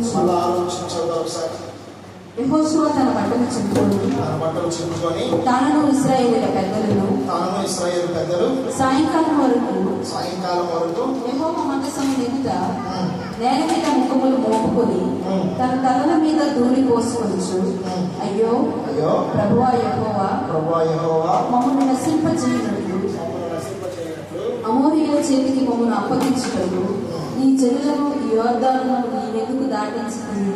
మేము యోర్దాను అవతల నివసించటం లేదు. ప్రభువా కనికరించు. ప్రభువా కనికరించుము. అక్కడ ఆ వర్డ్ స్పష్టంగా రాయబడింది. ఒకసారి చూడండి. 8వ వచనం స్టార్టింగ్ చూడండి ఒకసారి. ప్రభువా కనికరించుము. అక్కడ మార్క్ కూడా మీరు చూడండి. ఫుల్ స్టాప్ లేదు. ఇక్కడ భక్తుడైన యెహోషువ ఇశ్రాయేలు ప్రజలు యాజకులు అందరూ కలిసి చెప్తున్న మాట ప్రభువా కనికరించుము. గుడ్డివాడు మోగవాడు యేసుక్రీస్తు ప్రభువు నడుచు వారి ఎదురు నుంచి వెళుతున్నప్పుడు ఏమని చెప్పారు? దావీదు కుమారుడా దయచేసి కనికరించండి. కనికరించిన మాట ఇంగ్లీష్ గా మన ఈ పదము మన భారతదేశంలో తక్కువ అండి. ఇతర కంట్రీస్ లో ఎక్కువగా వాడతారు. దయచేసి కరుణించినారు, దయచేసి ప్రభు చూపించండి అయ్యా, దయచేసి మమ్మల్ని క్షమించండి అయ్యా అనే పదములు ఎక్కువగా వాడతారు. వాడాలి మనం. ఇక్కడ యెహోషువ ఏమని వాడుతున్నాడంటే ప్రభువా కనికరించు. ఇశ్రాయేలు ప్రజలు ప్రభువా కనికరించు. యాజకులు ప్రభువా కనికరించు. బట్టలు చింపేసుకున్నారు. ఇదే సందర్భం మనం చూసినట్లా యోబు గ్రంథం 1వ అధ్యాయం 20వ వచనం చూస్తే యోబు భక్తుడు తన బట్టలు చింపుకొని ధూళి పోసుకొని దేవుని యొక్క అంగలారుస్తున్న వ్యక్తిగా మనం చూద్దాం. అప్పుడు యోబు లేచి తన పై వస్త్రమును చింపుకొని తల వెంట్రుకలు తొలగించుకొని నేల మీద సాష్టాంగపడి నమస్కారం చేసి ఇట్లనెను, నేను నా తల్లి గర్భంలో. యోబు గ్రంథం 2వ అధ్యాయం 12వ వచనం. తన స్నేహితులు కూడా వచ్చి ఉన్నారు. ఏమి చేయలేక చూస్తూ ఉన్నారు. చూద్దాం ఒకసారి. యోబు గ్రంథం 2వ అధ్యాయం 12వ వచనం. వారు వచ్చి దూరముగా నిలవబడి పై వచ్చిన చదువు 11వ వచనం. తేమానీయుడైన ఎలీఫజు, షూహీయుడైన బిల్దదు, వారి ఫ్రెండ్స్ అండ్ పేర్లు చూడండి ఒకసారి. నయమాతీయుడైన జోఫరు అని యోబు ముగ్గురు స్నేహితులు అతనికి సంభవించిన ఆపదలన్నిటిని గూర్చి విరిన వారే అతనితో కలిసి దుఃఖించుటకును అతనిని ఓదార్చుటకును పోవాలని ఆలోచించుకొని తమ తమ స్థలములను విడిచి వచ్చింది. వారు వచ్చి దూరముగా నిలువబడి కనులెత్తి చూసినప్పుడు అతన్ని పోల్చలేక తమ వస్త్రములను పోల్చలేకండి, యోబును పోల్చలేక. ఏమండి మనకి ఏదైనా ఇబ్బంది పరిస్థితులు స్నేహితులు వస్తారా? కానీ ప్రాణ స్నేహితులు, మంచి స్నేహితులు. యోబు ఏం చేసేవాడో తెలుసా? తనకు అంతా ఉన్నప్పుడు కూడా తన స్నేహితుల గురించి ఉదయకాలమున దహన బలులు అర్పించేవారు. దహన బలులు అనగా మీ పక్కన పుస్తకం చెప్పదు. దహన బలులు అనగా ప్రార్థించుట, అంగలార్చుట, క్రోధించుట. ఈ పని ఎవరు చేశారండి? యోబు చేశారు. కాబట్టి ఆ ప్రార్థన దేవుడు అంగీకరించి ఆ కష్ట సమయంలో ఎవరు వచ్చారు? ముగ్గురు స్నేహితులు వచ్చారు. 11వ వచనం చూస్తున్నాం. వాళ్ళ పేర్లు ముగ్గురు వ్యక్తులు వచ్చారు. వారు ఏం చేయలేక ఏం చూస్తున్నారని యోబు వైపు చూస్తూ తేరి చూస్తున్నారు. Same situation. యెహోషువ ఇశ్రాయేలు ప్రజలను వారు బట్టలు చింపేసుకున్నారు, రోధిస్తున్నారు. తల మీద వారు దుమ్ముని పోసుకొని రోధిస్తున్నారు. యెహోషువ గ్రంథం 7వ అధ్యాయం 8వ వచనం 9వ వచనం చదువుతారు ఒకసారి. ప్రభువా కనికరించుము. ఇశ్రాయేలు తమ శత్రువుల ఎదుట నిలువలేక వెనుకకు తిరిగినందుకు నేనేమి చెప్పగలను? కనానీయులను ఈ దేశ నివాసులందరిని విని మమ్మల్ని చుట్టుకొని మా పేరు భూమి మీద ఉండకుండా తుడిసివేసిన ఎడల ఘనమైన నీ నామమును గురించి నీవేమి చేయమని ప్రార్థింపగా యెహోవా యెహోషువతో ఇట్లా నేను లెమ్ము, నీవేళ ఇక్కడ ముఖము నేల మోపుకొందువు. ఇశ్రాయేలీయులు పాపము చేసి ఉన్నారు. నేను వారితో చేసిన నిబంధనను వారు మీరి ఉన్నారు. శబ్దమైన దాన్ని కొంత తీసుకొని దొంగిలి పొంగి తమ సామానులో దాన్ని ఉంచుకొని ఉన్నారు. కాబట్టి ఇశ్రాయేలు శాపగ్రస్తులై తమ శత్రువుల ఎదుట నిలవలేక తమ శత్రువుల ఎదుట వెనుకకు తిరిగి శాపగ్రస్తులైన వారు. యెహోషువ దేవుడు చెప్పిన మాటకి నువ్వేలా కృంగి ఉన్నావు లేదు అని బిగ్గరగా దేవుడు శబ్దము చేయగా లేచి ఉన్నాడు. ఆయా 12 గోత్రాలు 12 స్తంభాలు కలిగిన వారు 12 జాతులు 12 గోత్రములు కలిగిన వారిని ఒక్కొక్క గోత్రం వచ్చారండి. ఒక గోత్రం వచ్చిన 2వ గోత్రం 3వ గోత్రం 4వ గోత్రం 5వ గోత్రం 8 9 10 11 చివరి గోత్రం ఎవరిదండి? యోధా గోత్రం. మీ పక్కన ప్రస్తుతం చెప్పండి, యోధా గోత్రము. ఈ ఆకాన్ అనేవాడు ఏ గోత్రము సంబంధించిన వాడు? యోధా గోత్రము సంబంధించిన వాడు. ఈ యొక్క ఆకాను ఆ యొక్క దేవుడైన యెహోవా వారికి ఆజ్ఞించిన మాట ఏంటంటే వారిని అగ్నితో కాల్చివేయాలి, రాళ్లతో కొట్టాలి, చంపివేయాలి, అగ్నితో కాల్చివేయాలి. ఈ నిబంధన దేవుడు వారికి ఇచ్చి ఉన్నాడు. ఇచ్చిన తర్వాత ఈ యెహోషువకి దేవుడు చెప్పిన అయా లేచి కూర్చొని ఒక్కొక్కరిని పిలువంటే అలా 11 మంది పిలిచారు. 12వ వచ్చేవాడు ఎవరితో వచ్చిందండి? ఆకాను వంతు వచ్చింది. ఆకాను వచ్చాడు. ఆకాను వచ్చినప్పుడు ఇక్కడ మీకు ఒక డౌట్ రావచ్చాడు, ఎలా తీర్పు తీర్చగలిగారు? అసలు ఆకాను ఎలా పట్టబడ్డాడు? ఆకాను ఎలా ఒప్పుకున్నాడు? దేవుడికి ముందే తెలుసు. హాయిలోకి వెళ్ళినప్పుడు వీరు యుద్ధం చేయడానికి వెళ్ళినప్పుడు ఇశ్రాయేలు ప్రజలు 3000 మంది ప్రజలు వెళ్ళినప్పుడు వీరు ఓడిపోతారని తెలుసు. కానీ దేవుడు మరుగు చేశాడు. ఎందుకు మరుగు చేశాడు? మీరు పాపము చేస్తున్నారు, మీరు కూడా ఒప్పుకోరా. ఇప్పుడు ఉదాహరణకి నేను ఆ బంగారం వెండి యొక్క శ్రేష్టమైన వస్త్రం తీసుకుని దొంగతనం చేసినప్పుడు మీరు చూడలేదా? మీరు వెళ్ళి యెహోషువ చెప్పాలి చెప్పకూడదా? చెప్పరా? ఎవరు నష్టపోయారు? ఇశ్రాయేలు ప్రజలు నష్టపోయారు. అందునిమిత్తమే దేవుడు కూడా ఆ మాటను దాచి ఉంచాడు. మీకుంటే జ్ఞానం దేవుడు ఉండదా? చెప్పండి. పరమ జ్ఞాని అండి, పరమదేవుడు ఆయన. ఓకే, వీరిని ఎలా కొలిచి ఉంచారంటే దయచేసి మనం చూద్దాం. పరిశుద్ధ గ్రంథంలో భక్తులు ఈ విధంగా సాధిస్తున్నారు. యెహోషువ గారు ఆ యొక్క ఆకాన్ని ఎలా తీర్పు తీర్చాడో చూద్దాం ఒకసారి. ఆయన డౌన్ ఎలా వచ్చిందో సామెతల గ్రంథము 16వ అధ్యాయము 33వ వచనం చూద్దాం. ఆఖరి వచనం 33. ఆకాను శబ్దమైన దాన్ని కనుగొన్నప్పుడు చీట్లు ఒడిలో వేయబడును. వాటి వలన తీర్పు యెహోవా వస్తుంది. ఇంకో మాట చెప్పండి. కుండ ఉంటుంది తెలుసా అండి? ఇప్పుడు పాతకాలంలో పూజా టైపులో కుండ ఉంటాయి. ఈ చీట్లన్నీ దాంట్లో వేసేవారు. దాంట్లో ఏం చేశారంటే మూత పెట్టి పైకి కిందకి ఇలా అని ఎవరి వల్ల వేశారు? ఆకాను వల్ల కాదు. యెహోషువ ఆ పాలన యొద్ద వేసినప్పుడు ఒక్కొక్క గోత్రం వచ్చినప్పుడు ఆ చీటిలో ఎవరిది వచ్చింది? ఆకానుది వచ్చింది. దయచేసి మనం చూద్దామండి. యెహోషువ గ్రంథం 7వ అధ్యాయము 19 నుంచి 20 చూద్దాం. అక్కడ యెహోషువ ఆకానుతో ప్రేమగా మాట్లాడుతున్న ఆకానుతో నా కుమారుడా ఇశ్రాయేలు దేవుడైన యెహోవాకు మహిమను చెల్లించి. చూడండి యెహోషువ ఎంత తగ్గించుకొని ప్రేమగా అడుగుతున్నాడు. చూడండి, అతని నిమిత్తం 36 మందిలో హతమార్చబడ్డారు. అయినా కానీ ఏం చేస్తున్నాడు ఈయన? నా కుమారుడా. ఇతను జీతగాడు కాదండి. యెహోషువ కనినవాడు, పురుడు నొప్పులతో కనినవారు. గనుగుళ్ళు చేశారు, హింసించారు, దూషించారు. ఎవరో? ఇశ్రాయేలు ప్రజలే. తన తండ్రిని మోషేని ఎంత హింసించారు, సేమ్ ఈయన కూడా అదే విధంగా కొన్ని మార్లు హింసించారు. కానీ దేవుడికి అప్పచెప్పుకున్నాడు. కానీ అయినా కావచ్చు తన సొంత కుమారుడు హాని చేసినప్పుడు ఏమని పిలుస్తున్నాడండి? చెప్పాలి, అందరూ కలిసి చెప్పాలి, నా కుమారుడా.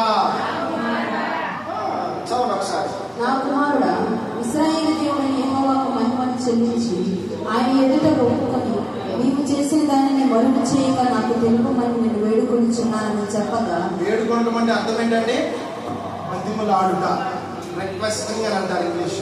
నెక్స్ట్, అప్పుడు ఆకాను యెహోషువతో, ఇశ్రాయేలీయుల దేవుడైన యెహోవాకు విరోధముగా నేను పాపము చేసినది నిజము. ఎవరితో చేశారండి విరోధంగా? ఇశ్రాయేలు దేవుడైన యెహోవాతో నేను విరోధముగా పాపము చేసి ఉన్నాను. యెహోషువా, నీ ఎదుట నేను యథార్థము ఒప్పుకొనుచున్నాను. శపితమైన దాన్ని నేను తీసుకున్నాను. శపితమైన బంగారముల వెండిని, ఆ యొక్క బంగారపు వస్త్రములను, శ్రేష్టమైన వస్త్రములను తీసుకొని నా గుడారములో ఉంచున్నాను. దాన్ని తొప్పి నా యొక్క గుడారముల కింద మట్టిలో పాతి పెట్టి ఉన్నాను అని చెప్పినప్పుడు ఆ యొక్క ఇశ్రాయేలు ప్రజలు దేవుడైన యెహోవా, అక్కడ యెహోషువ వారందరూ ఏం చేశారంటే, ఇతను మొదటగా పాపమును ఒప్పుకున్నారు. మీకు ఒక డౌట్ రావచ్చండి. నిర్గమాకాండము 20వ అధ్యాయము 1 నుంచి 20 వచనాలు మనం చూస్తాం. దేవుడు 10 ఆజ్ఞలు ఇచ్చి ఉన్నాడు. ఆజ్ఞలు ఎవడు తప్పు చేస్తే వాడికే వచ్చింది, అవునా కాదండి? మరి ఆకాను తప్పు చేస్తే ఆకాను భార్య, ఆకాను కుమారుడు, కుమార్తె, ఎద్దు, గాడిద, ఒంటె, తన కలిగిన గుడారం కూడా వాటన్నిటిని తీసుకువెళ్ళి వాళ్ళతో వారందరూ చంపివేశారు. నెక్స్ట్, అగ్నితో కాల్చివేశారు. ఒక్కడే చేసిన తప్పు. మీకు ఒక డౌట్ రావాలి. ఎందుకు రావాలంటే, ఆకాను చేసిన పనికి ఆకానికి శిక్ష రావాలి. దేవుడు ఆజ్ఞ ఇచ్చి ఉన్నాడు. నువ్వు తప్పు చేస్తే నీకే, తండ్రుల దోషము కుమారుల మీదకి వెళ్ళదు, కుమారులు తప్పు చేస్తే తండ్రుల మీదకు వెళ్ళకూడదు అని దేవుని యొక్క వచ్చిన తీర్పది. మరి ఆకాను కుమారుడు, ఆకాను భార్య, ఆకాను కుమార్తె, ఆకాను ఎద్దు, గాడిద, ఒంటె, ఆకాను గుడారము కూడా అగ్నితో కాల్చివేయబడింది. ఎందుకు కాల్చివేయబడింది? క్వశ్చన్ మిమ్మల్ని అడుగుతున్నా. చెప్పాలమ్మా? చెప్పాలి. ఇప్పుడు ఉదాహరణకి ఎవరన్నా మీ బంధువులు అంటే ఎవరన్నా ఎక్కారనుకోండి, ఏమని అడుగుతారు?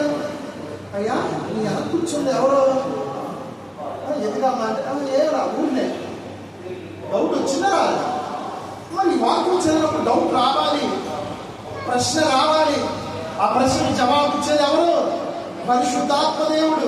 వాక్యము చదువుతున్నామంటే అనగా చదవాల్సింది. వాక్యమును అర్థం కాకపోతే మరలాచదు, ఆ వచ్చిన మరలాచదు, అర్థం కాకపోతే మరలాచదు. నువ్వు చదువుతూ ఉండగా జ్ఞానాత్మ పూర్వం కలిగిన అభిషేకం నీలో చూచుగాక. ఆమేన్. ఇక్కడ మీకు డౌట్ రావాలి. రాలేదు ఇంకా. ఆకానే చనిపోవాలి, కానీ ఆకాను భార్య బిడ్డలందరూ చనిపోవడానికి కారణం ఏంటి? ఎందుకో తెలుసా? తన భార్య, తన కుమారుడు, తనతో ఉన్నవారు ఆకానికి సపోర్ట్ చేశారు, ప్రోత్సహించారు. విపక్షంతో చెప్పండి, ప్రోత్సహించారు. ప్రోత్సహించాలా, ఎంచకూడదా? శపితమైన దాన్ని తీసుకొచ్చారే బయటపట్టు అని గద్దించాలి. వెళ్ళి యెహోషువకు చెప్పాలి. అలా చెప్పిన యజమానుల వల్ల బ్రతకొచ్చేమో, యజమానుడు చేసిన పాపం భార్య మీద రాకుండా ఆగిపోవచ్చేమో, కుమారుడు మీద కుమార్తె మీద రాకుండా ఆగిపోవచ్చేమో. ఇక్కడ చూడండి, శపితమైన దాన్ని ముట్టి ఉన్నాడు. ముట్టిన దాన్ని తీసుకెళ్ళి ఎక్కడ పెట్టాలి? దేవుని ఆవరణంలో పెట్టాలి. అలాంటి దాన్ని వెండి, బంగారం, ఇనుప పాత్ర, ఇతర పాత్రను, ఆ శ్రేష్టమైన వస్త్రములు, ఎరుకో పట్టణంలో ఉన్న ఆ రాజులు, అక్కడ ప్రజల దగ్గర దాచిపెట్టిన కొల్ల సొమ్మును తీసుకొని వచ్చి గుడారంలో మట్టిలో పాతి పెట్టాడు.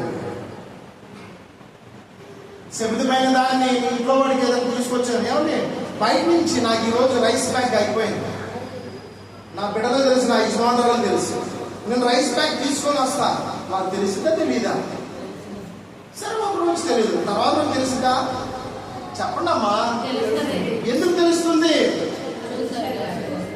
మరి చూసినప్పుడు చెప్పాలా? శిక్ష తగ్గేదా? మరణ శిక్ష తప్పించబడేవారా? కుమారుడు తప్పించబడేదా? కుమార్తెకు తప్పించబడేదా? యజమానురాలు తప్పించబడేదా? చేసిన తప్పు అతను కాబట్టి అతనికే శిక్ష వచ్చేది. కానీ మీరు ఏం చేశారంటే ప్రోత్సహించారు. జాగ్రత్త సుమి, దేవుని లేఖను ఈరోజు నీతో నాతో మాట్లాడుచున్న మాట. అయోగ్యముగా చేతిలో ఆ బలము చేతులు వేయకూడదు. విధేయతతో కూడిన భక్తి ఏం చేస్తుందంటే విశ్వాసము వైపుకు నడిపిస్తుంది, ఆ మార్గంలోకి నడిపిస్తుంది.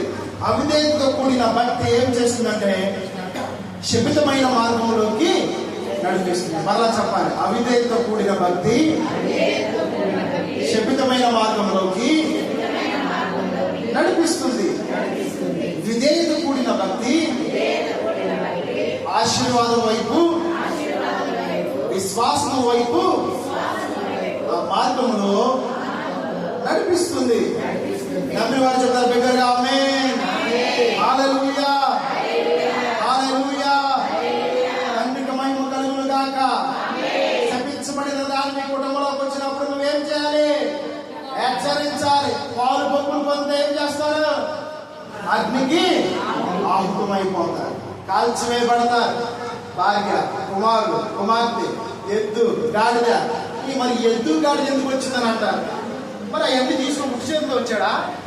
దేని మీద ఇక్కడ ఉదాహరణకి గాడిద అనుకోండి. గాడిద మీద ఒప్పలేదా? ఏమైపోయింది? అది శపితం అయిపోయింది. దేవుని మాట తిరస్కరిస్తే ఏమైపోతారు? శపించబడతారు. అవిధేయతం వస్తుంది. అవిధేయతం కూడా ఏమొస్తుందంటే పాపం వస్తుంది. పాపము తర్వాత శపించబడతారు. కాబట్టి నా ప్రియ సహోదరి సహోదరు, ఈరోజు మన అంశము అవిధేయత వలన శపించబడతారు. ఆకాను అవిధేయత కలిగిన వాడు, శపించబడిన వాడు. తనను బట్టి తన యజమానురాలు, కుమారుడు, కుమార్తె, ఎద్దు, గాడిద, ఒంటె, డేరా సమస్తము శపించబడింది. దయచేసి మనం చూద్దాం ఒకసారి. మూడు మాటలు మీకు చెప్తాను. ఇది మీ దయచేసి మీ తుది శ్వాస విడిచేంత వరకు ఈ మాటలు మీ బిడ్డలకు కూడా మీరు బోధించాలి. ఈ ఆకారం పడిపోవడానికి మూడు కారణాలు. మొదటిది ఏంటంటే చూచుట. మీ పక్కన చెప్పాలి, చూచుట ప్రధానమైన మూల కారణాలు. మూడు మాటలు, చిన్న మాటలు మీ హృదయంలో దాల్చుకుని దయచేసి మీ పక్కన భుజం తట్టి చెప్పండి, ప్రైజ్ ది లార్డ్. లేకుండా కొంతమంది అలసిపోయి ఉన్నారు, జోలాలిగా ఉంది ఈ మాటలు. లేకపోతే మీ పక్క భుజం తట్టి చెప్పాలి, ప్రైజ్ ది లార్డ్. నాకు కాదు, వారికి చెప్పండి, పక్క వారికి. బాగా ఉపవాసం చేసి వెళ్తున్నారు సుక్కుపోయిన తరువాత. ఓకే, 3 ఇంపార్టెంట్ మాటలు మీకు చెప్పాలని ఆశపడుతున్నాను. అవిధేయత వలన శపించబడడానికి ఏ వ్యక్తి అయినా కావచ్చు 3 మాటలు. మొదటిది చూడటం, చెప్పాలి గట్టిగా. రెండవది ఆశించడం, మూడవది తీసుకోవడం. మొదలు చెప్పాలి చూడటం. ఇలా కాదులే కానమ్మా, ప్రాక్టికల్ గా చెప్తాం. మీ కుడి హస్తాలు మీ కళ్ళ మీద పెట్టాం, చూడడం. నెక్స్ట్ మూడవది తీసుకో. ఉదాహరణ,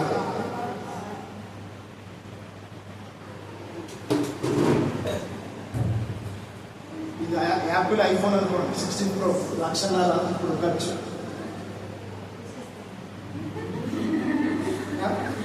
ఎందుకంటారంటే లేట్గా వచ్చిన లేటెస్ట్గా వచ్చారు, తమిళనాడు వెళ్ళి వచ్చాడు అమ్మ. ఓకే, ఇది యాపిల్ 16 Pro జోలో పెట్టాను, దేవుడు ఇస్తాను నీకు. ఆమె ఓకే, నా కళ్ళు దాని వైపు వెళ్ళింది, చూచింది లేదా? ఆశ వచ్చింది. ఇప్పుడు దాకా నా దగ్గర ఏం ఫోను? చిన్న ఫోన్, డబ్బా ఫోన్. ఓకే, ఆశ వచ్చింది, అది నా దగ్గరికి రావాలి, ఎలాగైనా రావాలి.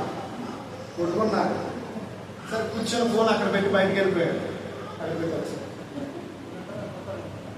ఏం చేశా? ఫస్ట్ రెండోది ఏమొచ్చింది? మూడోది క్రియ పనించింది, పనించలేదా? అదే పని అవిధేయత వల్ల ఏమొస్తుంది? శాపంలో నడిపించబడ్డానికి మొదటిది చెప్పాలి. ఇప్పుడే నేను చెప్పాను. రెండవది, మూడవది. Thank you holy spirit. తండ్రికి మహిమ కలుగును గాక. అవిధేయత వల్ల ఏం కలుగుతుందండి? శాపం వస్తుంది. చూడటము, ఆశించడము. ఈ 3 లక్షణాలు మీరు గుర్తుంచుకొని మీ బిడ్డలకు నేర్పించాలి. ఆకాను చేసిన పని ఏంటి? ఎరుకో పట్టణంలోకి వెళ్ళినప్పుడు పట్టణం చూడొచ్చు, చూసావు, బంగారం పట్టుకున్నా, ఎక్కడ పెట్టాలని ఏం చేశాడు? చూచాడు, ఆశించాడు, ఆ కోల సొమ్మును పట్టుకున్నాడు, తీసుకుని వెళ్ళి మట్టి తవ్వి పెట్టి ఉంచాడు. దేవుడికి మరుగై ఉందా? బయలుపరిచాడు. అంగలాంచారు, బోలర్ పడ్డారు, ఏడ్చారు, కన్నీరును మున్నీరై ప్రార్థించినప్పుడు దేవుడు చెప్పాడు, శపితమైన దాని దగ్గర ఉందా సుమి, వాటిని తీసుకొని రాళ్ళతో చంపి అన్ని అనుకుని చేయండి, నేను మీకు తోడై ఉంటా అన్నాడు. ఎరుకో దాటారు. నెక్స్ట్ ఎక్కడ దాటాలి చెప్పండి అమ్మా. హాయి పట్టణము దాటాలి. ఈ హాయి పట్టణం ఎలాంటిది? 12,000 మంది ప్రజలు ఉంటారు. 3,000 మంది ప్రజలు, ఇశ్రాయేలు ప్రజలు వెళ్ళినప్పుడు ఎంతమందిని చంపేశారు? పాస్ మార్క్ ఎంత మనకి? 35, 36. అదే 2 మార్కులు అనమాట. ఓకే, మరి స్పష్టంగా గుర్తుంచుకోవాలి. పాస్ మార్క్ ఎంత మనకి? 36 అండి. ఏం కాదు, 36 గ్రేస్ అంతే. పై నుంచి కింద ఏమి రాదు అది 36 ఇచ్చినారు కదా. మీరు 36 ఉన్నారు, 35లో ఉంటారా? ఆశావాళ్ళు. ఆమె ప్రతి అపవాదం జయించే శక్తిని సామర్థ్యం ప్రభు మనకి ఇచ్చును గాక. నెక్స్ట్ 3 మాటలు చెప్తున్నాము. అదేవిధంగా అవ్వ ఏదైనా తోటలో ఏ విధంగా అయితే ఆయన అధికారం పాపం చేసిందో, అవిధేయత చేసిందో, శపించబడిందో, ఆది కాండం 3వ అధ్యాయము, జెనసిస్ చాప్టర్ 3:6. ఆది కాండం 3వ అధ్యాయము 6వ వచనం. దయచేసి స్పష్టంగా చదవాలి. ఆ వృక్షం ఆహారమునకు మంచిది, కనులకు అందమైనది, వివేకం ఇచ్చి లభ్యమైనది అని చూచినప్పుడు ఆమె దాని ఫలములలో కొన్ని తీసుకొని తిని తనతో పాటు తన భర్తకును ఇచ్చింది. ఆమె కాదు, ఎవరికి ఇచ్చింది? పక్కన నాశనం చేసింది. అవునా కాదా? మా అమ్మ మా తాత అందుకే ఫ్రీగా మాట్లాడతారు. ఆ పేజ మనలో కూడా ఉంది, కానీ ఈయన వచ్చి మనం ఏం చేశారండి? విమోచించాడు. ఆ బేజం మనలో నుంచి తీసివేశాడు. కాబట్టి చూద్దాం ఒకసారి. బెత్షెబాతో దావీదు చేసిన పాపము కూడా అవిధేయతను బట్టి ఎలా చేశారు చూద్దాం. 2వ సమూయేలు గ్రంథము 11వ అధ్యాయము. 2వ సమూయేలు గ్రంథము దయచేసి 1-3 సార్లు చదువుతున్నా, ఎందుకంటే మీకోసం ఫాస్ట్ ఓపెన్ చేయాలి. 2వ సమూయేలు గ్రంథము 11వ అధ్యాయము 2-4 వచనం. ప్రొద్దుగుంకు వేళ దావీదు పడక మీద నుండి లేచి రాజనగరి మిద్దె మీద నడుచుచు పైనుండి చూచుచుండగా స్నానం చేయి ఒక స్త్రీ కనబడెను. ఆమె బహు సౌందర్యవతి అయి చూసి దావీదు దాని సమాచారం. దావీదు మిద్దె మీదకి ఎక్కాడు. ఏం చేశాడు? 3 మాటలు ప్రిన్సిపల్ చెప్పాలమ్మా. నావే చూడాలి, ఇది చూడాలి. ఏం చేశాడు? 2వది ఏం చేశాడు? 3వది ఏం చేశాడు? బెత్షెబాని ఏం చేశాడు? రాజరాగంలో నా సైకిల్ చెప్పాడు, ఆశించాడు, తీసుకొచ్చాడు. తర్వాత సైనించి పాపం చేశాడు. చదువు ఒకసారి 2-4 త్వరగా ఫాస్ట్. ఒకనొక దినమున ప్రొద్దుగుంకు వేళ దావీదు పడక మీద నుండి లేచి రాజనగర మిద్దె మీద నడుచుచు పైనుండి చూచుచుండగా స్నానం చేయి ఒక స్త్రీ కనబడెను. ఆమె బహు సౌందర్యవతి అయి చూచి దావీదు దాని సమాచారం తెలుసుకొనటకై ఒక దూతను పంపెను. అతడు వచ్చి ఆమె ఏలియాము కుమార్తెయు హిత్తీయుడకు ఊరియకు భార్యమైన బత్షెబను తెలియజేయగా దావీదు దూతల చేత ఆమెను పిలువనంపెను. ఆమె అతని ఎదుగు రాగా అతడు ఆమెతో సేవించును. కలిగిన అపవిత్రత పోగొట్టుకుని ఆమె తన ఇంటికి మరలా వచ్చింది. యెహోషువ 7వ అధ్యాయం. ఆ కాంపడి ఏం చేశాడు? ముగింపులోకి వచ్చాం. ఉద్యోగం రావాలి. కార్యారంభం కంటే మేలు, మేలైన దాని మీరు ఏం మీ నోటితో పలకండి. ఆమేన్. చెప్పాలి. యెహోషువ గ్రంథము చదవాలి. 7వ అధ్యాయము. ఆ కాడ ఏం చేశాడండి? చెప్పాలి. మళ్ళా ప్రిన్సిపల్ 3 ప్రిన్సిపల్స్ వచ్చారు. చూశాడు. ఓకే, 7వ అధ్యాయము 22-26 వచనాలు చదవండి. అప్పుడు యెహోషువ దూతలను పంపగా, స్పష్టంగా బిగ్గరగా చదవాలి. అప్పుడు యెహోషువ దూతలను పంపగా వారు ఆ డేరా యుద్ధకు పరిగెత్తి చూచినప్పుడు అది డేరాలో దాచబడి ఉన్నది. ఏం దాచబడి ఉంది? చెప్పాలి అందరూ. 4 వస్తువులు: వెండి,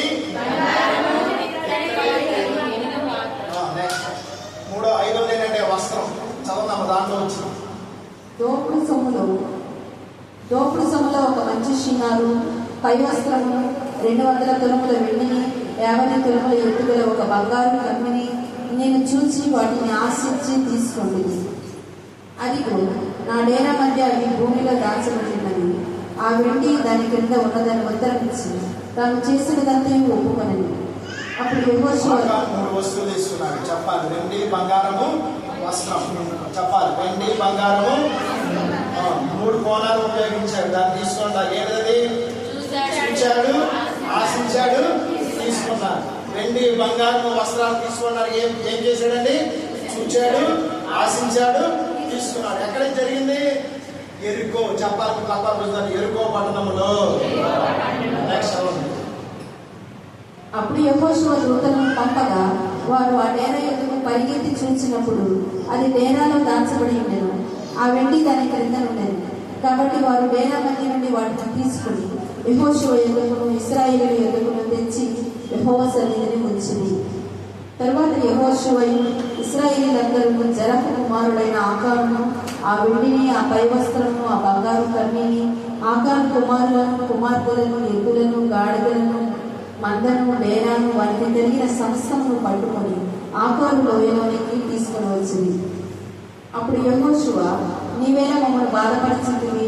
నేడు యెహోవా నిన్ను బాధపరచునగా ఇశ్రాయేలీయులందరూ వారిని రాళ్లతో చావకుండిరి. వారిని రాళ్లతో కొట్టిన తరువాత అగ్ని చేత కాల్చి వారి మీద రాళ్లను పెద్ద కుప్పగా చేసింది. అది నేటి వరకు ఉన్నది. అప్పుడు యెహోవా కోపోద్రకము విడిచిన వాడే మళ్ళుకుని అందుచేతను నేటి వరకు ఆ చోటుకు ఆగోరు లోయ ఉంది. నమ్మి నమ్మి మనుషులను నీవు నమ్మి నమ్మి పలుమార్లు మోసపోయావు, పలుమార్లు మోసపోయావు. నమ్మి నమ్మి మనుషులను నీవు నమ్మి నమ్మి పలుమార్లు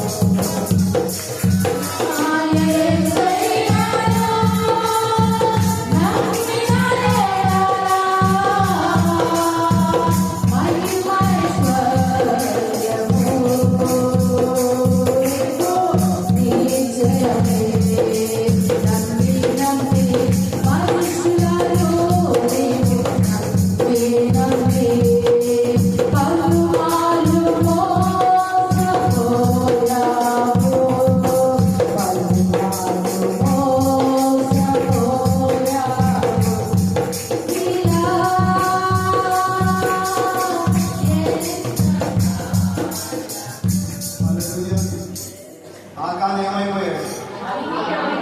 ఆకాన్తో పాటు భార్య, బిడ్డలు, ఎదురు,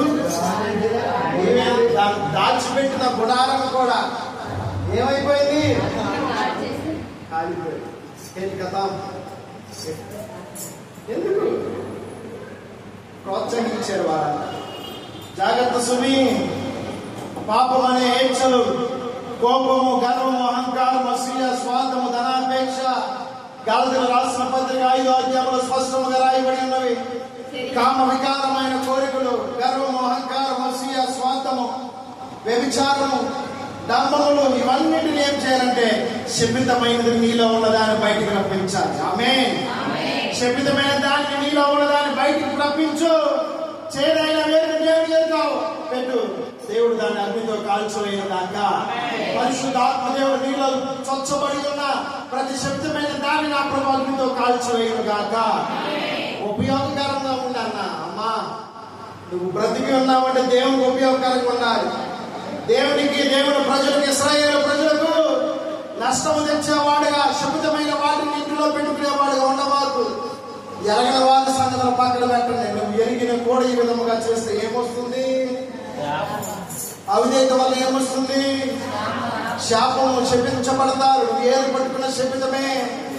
కాబట్టి నీ కోసం కలవరసులో మరణించిన దేవాది దేవుడు నీ కోసం నా కోసం చెబుతున్న మాట ఒకటే, ఈ శరీరము తిని రక్తము త్రాగువాడు నేను మీ యొద్దకు వచ్చేంత వరకు, మీరు మా యొద్దకు వచ్చేంత వరకు నిశ్చయముగా నా ఆత్మ మీకు తోడైందును గాక. ఆయన ఆత్మ మనల్ని పరిశుద్ధపరుస్తుంది. ఇక శపితమైన తర్వాత దేవుడైన యెహోవా ఇశ్రాయేలు ప్రజలు యెహోషువని యాజకులను పిలిచి చెప్పిన మాట ఏమిటో తెలుసా అండి? మీరు పరిశుద్ధపరచుకోండి. ఈ దినం మీరు పరిశుద్ధపరచుకోండి. అపవిత్ర ఆత్మ మీలో నుంచి పోవాలి.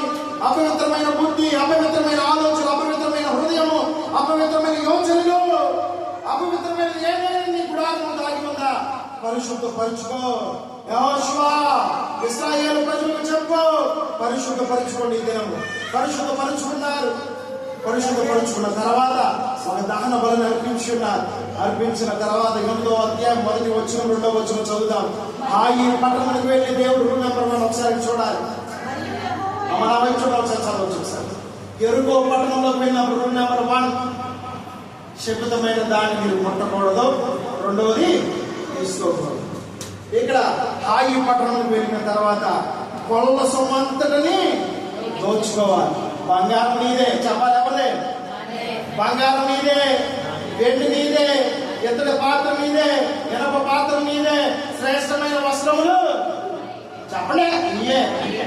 మాయే, యేసు నామ మాయే. మీ సొత్తు నేను తీసుకెళ్ళిపోతే నాది నాది అని అనవా? అనాలి. అదే విధంగా దేవుడైన యెహోవా చెప్తున్న మాట ఏంటంటే, హాయికి వెళ్ళిన తర్వాత దేవుడు వారికి తోడై ఉన్న తర్వాత చెప్పి రూల్ నెంబర్ 1, అనే బాబు నేను మీకు తోడై ఉంటాను. రెండోది, ఆయులో ఉన్న పొలసమంతా మీరు దోచేసుకోండి. ఇక్కడ మనం గమనిద్దాం. కొంచెం ఓర్పు పట్టినట్టయితే, ఎవరో కొంచెం చూపును మళ్లించుకున్నట్టయితే, కొంచెం ఆశని తిప్పుకున్నట్టయితే, కొంచెం దాన్ని ఉన్నట్టయితే ఇంకా హాయి పట్టణంలోకి వచ్చి బంగారం నాదే, వెండి నాదే, ఇత్తడి నా చెప్పండి ఓపు పడితే వచ్చేదా కాదా? రెండెందుకు వచ్చేదా? ఇప్పుడు తమ్ముడు భయంగా ఏం చేస్తాడు? ఒకవేళ ₹100 అనుకోండి, ఎవరన్నా పడుకున్నప్పుడు అనగానే ఏం చేస్తాడు? ఆ 50 కట్టపట్టు తీసుకుని వెళ్ళిపోతాడు. అదే ఆ ఇంట్లో కూడా నీ కూడా అయితే ఏం చేద్దాం? తీసుకోక మీకు ఎంత కావాలంటే ₹100 మరి మొత్తం తీసుకోండి, మొత్తం తీసేసుకోవాలి. దేవుడు ఏం చెప్పాడు? ఎవరికి హాయిలో చెప్పాలి, మొత్తం మీ ఇష్టం, మీ రాజ్యం తీసుకోండి, మీకు ఎంత కావాలని తీసుకోండి. శక్తిమైన దాన్ని ముట్టకూడదు ఆయన, మీరు ముట్టారు. అందుకే ఈ గుణపాఠం మీకు. ఆ కానీ ఏం చేశాడు?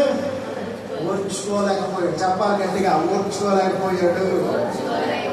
రెండోది, అణుచుకోలేకపోయాడు. ఏం చేయాలి? అణుచుకోవాలి. కోపాన్ని అణుచుకోవాలి. కొట్టే సామర్థ్యం, శక్తి అన్నీ ఉన్నాయి. ఇప్పుడు మన నాయకులు అడిగారని మీకు గతం చూస్తే మీరు ఏది చేశారు ఎలా అంటే, సచ్చిద్దామయ్యా నా వల్ల ఏం కాదు, నాలో ఉన్న వాళ్ళే చేయాలి. ఎందుకు? ఒకరోజు వస్తాడు, గాడిద మీద ఎక్కాడు, ఈరోజు ఇక్కడ మనం బతుకున్నాం కదా. రెండో రాకపోతే దేని మీద వస్తాడు? గుర్రం మీద వస్తాడు. ఎందుకు? యుద్ధం చేయడానికి వస్తాడు. ఎవరితో? మధ్యాకాశం ఆత్మశక్తులతో. చెప్పండి. పేతురు గ్రంథం 5వ అధ్యాయం 8వ వచనం ఏం జరిగాం? అపవాది గర్జించు సింహం వలె చెప్తాను, ఇంటికి రారా కానీ దేవుడు వస్తాడు. వచ్చినప్పుడు ఆ పని చెప్తారా, ఆ పని చెప్తారా? అందుకే నేను చచ్చిపోతాను, కావాలి ఏం కాదు. అది ఆకారం కూడా కొద్దిగా ఓడ్చుకున్నట్లయితే బాగుపడేవాడు. పౌల సొమ్ము దోచుకునేవాడు. భార్య, కుమారుడు, కుమార్తెలు, ఎద్దులు, గాడిదలు, ఒంటెలు, గుడారం 10 గుడారములు వేసుకునేవాడు. అంతా క్షేమంగా, సుఖముగా, సౌఖ్యంగా బ్రతికేవాడు. మీకు రూల్ నెంబర్ 1, అవిధేయత వలన ఏమొస్తుందండి? ఈరోజు మన అంశం అవిధేయత వలన శపించబడతారు. ఓకే, విధేయత వల్ల ఏం కలుగుతుందండి? విశ్వాసం కలుగుతుంది మరియు ఆశీర్వాదం కలిగి. ఏ మార్గంలో వెళ్తారు చూడండి ఒకసారి.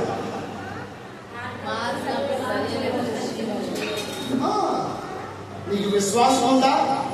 నువ్వే మార్గంలో అడుగుతావు. నువ్వు విధేయత కలిగిన వాడా? కొంతమంది ఇక్కడ మాట వింటారు, బయటకు వెళ్ళిన తర్వాత అవిధేయత కలిగి జీవించారనుకోండి, ఆకాను ఏమాయేను చెప్పాలి. దేవుడు చూసుకుంటాడు. యెహోషువ ఎలా ప్రార్థించాడు, ఆయన ఆకాను ఏం చేశాడు రా బాబు, వాడు ఎలా బతిరాడు, నేను మరి నీ వినంటాను. అయ్యా ఈ బిడ్డకి జవం వచ్చిందయ్యా, ఈ బిడ్డకి ఎలా అయ్యాడయ్యా, నా కుమారుడు ప్రభు నేను కనుక్కున్న కుమారుడు అని నేను ప్రార్థిస్తాను. సేమ్ యెహోషువ కూడా అలాగే ప్రార్థించాడు. మా పని ఏంటి? ప్రార్థించడం.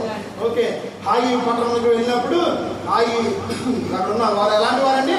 బలవంతులు, శూరులు, శౌర్యులు వచ్చారు. వచ్చినప్పుడు వీరు ఏం చేశారంటే చెక్కబడి మళ్ళీ పారిపోయారు. వీరు ప్లాన్ నెంబర్ 1. వారు బయటకు వచ్చేసిన తర్వాత హాయి పట్టణం అంతా కాల్ చేసినప్పుడు ఆ యొక్క మంటలు ఎక్కడికల్ని ఆకాశంలోకి అందుకండి. చివరికి రాజుని ఏం చేశారంటే మన మాటలో చెప్పాలంటే చెట్టుకి కట్టేసి, చివరికి 8వ అధ్యాయం చివరిలో ఉంటుంది, చాలా ముందుకెళ్ళిన తర్వాత చెట్టుకి కట్టేసి దాన్ని చనిపోతారు. మళ్ళీ రాళ్ళలో పెట్టేసి వాళ్ళు సమాచారం. ఇక్కడ ప్రభు మీతో నాతో చెబుతున్న మాట ఏంటంటే, అవిధేయత వలన ఏమొస్తుందండి? పాపం వస్తుంది. పాపము వల్ల ఏమొస్తుందండి? శపించబడింది. హృదయంలో కోపం ఉంటే ఏమైపోతుందండి? వాళ్ళంతా విషయం, అవునా కదా? ఆ శపించబడిన దాన్ని ఎప్పుడైతే ఆయనకు అప్పగించేస్తావో ఆయన మనకు అధికారం. యేసు మనకు వచ్చాడు, ఆయన రాకపోతే మనకు పడి ఉండేదంటే రోజు, అవునే కదా? ఏ పడరా? నిజమేనండి. 8వ అధ్యాయం ఒకసారి స్పష్టంగా చదవండి. రాజులు కూడా ఒక మాట చెప్పాలంటే చెట్టుకు కట్టేసి అక్కడ కట్టేస్తారా? చేతులు ఆ చేతులు ఈ చేతులు కాలం కట్టేసారు. యెహోషువ హాయి రాజ్యము సాయంకాలం వరకు మ్రాను మీద వేలాడవేసింది. బ్రతుకుచున్నప్పుడు సెలవీయగా జనులు వారి శవమును మాను మీద నుండి దించి ఆ పురద్వారముల ఎదుట దాన్ని పడవేసి దాని మీద పెద్ద రాళ్ల కుప్ప వేసి అది నేటి వరకు ఉన్నది. కొద్దిసేపులో బలలో చేతులు వేస్తాం. శబ్దమైనది ఏదైనా మన హృదయంలో, మనస్సులో, ఆలోచనలో, తలంపుల్లో, మాటల్లో, క్రియల్లో, ప్రవర్తనలో, యోచనలో ఏమన్నా ఉద్యోగంలో ఆ కాలంలో దాచబడి ఉంటే ఇక్కడే వదిలేస్తాం. అది ఎక్కడ వదిలేసాడు? వెండి బంగారం వస్త్రం 3 అవి కాల్చలా మళ్ళీ తీసుకెళ్ళి ఎక్కడ పెట్టారు? చెప్పండమ్మా. ఇప్పుడు మనం ఎక్కడ వదిలేయాలి? అమ్మా, నా ప్రియమైన తల్లులారా, అన్నలారా, ప్రభు నామమున మీకు వందనాలు. ముగింపులోకి వచ్చాం. చెప్పండి, శబ్దమైన దాన్ని ఎక్కడ వదిలేయాలి? ఎక్కడ వదిలేయాలి? మాట్లాడండి. శబ్దమైన దాన్ని ఎక్కడ వదిలేయాలి? దేవుని మందిరంలో వదిలేసినప్పుడు ఏం కలుగుతుంది? సొమ్మును దోచుకుంటాం. ఆమె ఆత్మ ఫలాలు ఏమనగా ప్రేమ, సంతోషం, దీర్ఘ శాంతి, సమాధానము. ఆత్మవరాలు ఏమనగా ప్రవచన వరము, స్వస్థ వరము, భాషలకు అర్థము చెప్పే వరము, దయములు వదిలించే వరము, అద్భుతములు చేసే వరము. వీటన్నిటిని మనము పరిశుద్ధ ఆత్మశక్తితో దోచుకుందుము గాక. నువ్వు మనలోకి వచ్చినప్పుడు అపవిత్రమని మనలో నుంచి పోవును గాక. ప్రభు మనలోకి వస్తే అంతా పోవును గాక. విధేయత మనలోకి వచ్చినప్పుడు ఆశీర్వదించబడుదుము గాక. ఆ మార్గంలో నడుచుదుము గాక. ఉత్తమమైన వారుగా మనం తీర్చబడుదుము గాక. సకములకు ఆత్మ చూపించిన మాట చెవుగల వాడు వినుము గాక. ఆమేన్. దయచేసి వాక్యం బట్టి చిన్న ప్రార్థన చేద్దాం. చిన్న ప్రార్థన విన్న వాక్యం బట్టి హృదయం చిన్న ప్రార్థన అనంతరం సర్వీస్ చెప్పి ఉన్నా. దయచేసి ఎవరు వెళ్ళదు. మహాపరిశుద్ధ మహోన్నతమైన దేవాన్ని మేము ఉండకుండా ఇదేంతో మేము భావం చేయకుండా ప్రభా, మా యొక్క శరీరాలను, మా యొక్క మనసు, మా ఆత్మను మా స్వాధీనంలో ఉంచుకొని అయా చెప్పే మాట కాకుండా మనసు చెప్పిన మాటలు ప్రభా, అది నీ మనసు కలిగిన మనసులో మా మనసు ఉంచి నీ మాటను ఉత్తమమైన వాటిని పొందుకోవడానికి సహాయం దయచేయండి. అపవిత్రమైన వాటిని, డంబములు కలిగిన వాటిని, శరీరాశ, నేత్రాశ ఇటువంటివి కూడా మా హృదయాల్లో పనిచేస్తున్న ప్రభా, మారున్న ప్రతి ఒక్క అపవిత్రత నీ రక్తము చేత శుద్ధీకరించమని అడుగుతున్నాం ప్రభా. ఆకారం వంటి మనసును మాలో నుండి తీసివేయండి. స్వబుద్ధిని ఆధారం చేసుకున్న మనసును మాలో నుండి తీసివేయండి ప్రభా. అయా నీవిచ్చే ఆత్మ వరాలను, ఆత్మ ఫలాలను మేము పొందుకోవడానికి అయా ఈ లోకానికి ప్రభా మాకు ఇచ్చినందుకు నీకు వందనాలు. అయా అయ్యా దీన్ని స్వతంత్రించుకునే భాగ్యాన్ని మాకు ఇచ్చినందుకు నీకు వందనాలు. జ్ఞాన ఆత్మ పూర్లుగా వివేచన కలిగిన ఆత్మ చేత నీ యొక్క ప్రతి ఒక్క ఆశీర్వాదాన్ని మేము పొందుకోవటానికి నీ యందు మేము భయము భక్తి కలిగి అయ్యా అపవిత్రమైన వాటిని ముట్టకుండా శుద్ధమైన వాటిని మేము ఆశించకుండా నీలో శ్రేష్టమైన వాటిని ప్రభా అయ్యా మేము పొందుకొనటానికి సహాయం దయచేయండి. నీ మార్గంలో నీ సత్యంలో నీ జీవంలో నడిచినప్పుడు నీ నీతిని నీ రాజ్యాన్ని మేము ఎదుగుతున్నప్పుడు ప్రభా సమస్తము నీకు అనుగ్రహించిన వాగ్దానము మా జీవితంలో మీరు ఉంచండి. నిబ్రము కలిగిన మనసును ధైర్యం కలిగిన ఆత్మను మాకు సహాయం దయచేయండి. యెహోషువకు ఏ రీతిగా అయితే మీరు వాగ్దానం చేసి ఉన్నారు ప్రభా నీవు నడుచు మార్గములన్నింటిలో నేను మీకు తోడై ఉంటున్నట్లుగా ప్రభా అయ్యా మీరే మాకు సహాయం దయచేయండి. అపవాది గర్జించి సింహం వల్ల ఎవరిని మెరుగుదనాన్ని చూసినప్పుడు వాటి కోరలు మేము ధైర్యంగా దావీదు వలెను అయ్యా సంసోను వలెను ప్రభా చీల్చివేయటకు నీ సామర్థ్యమును నీ శక్తిని నీ ధైర్యం కలిగిన ఆత్మను మాకు తోడుగా వచ్చి అడుగుతున్నాం. ఈ లోక సంబంధమైన వాటిని కాకుండా పర సంబంధమైన వాటిని అయా మేము జయించడానికి మాకు సహాయం దయచేయండి.